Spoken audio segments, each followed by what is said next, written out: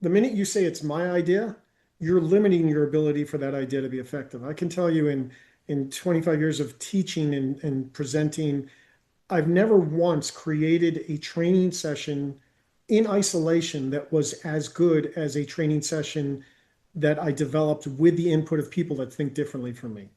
So the minute you're thinking, and it's ego that drives us. It's like, ooh, I have an idea. I want everyone to know my idea.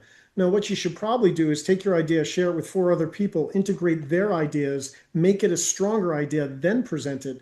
Even better if you integrate people from your audience. They're now invested in saying yes because you got them involved in the process, right? And so our ability to make sure that we are always thinking about getting others that think differently from us to poke holes in our ideas, it'll always end up improving our ideas because we all have blinders to some degree.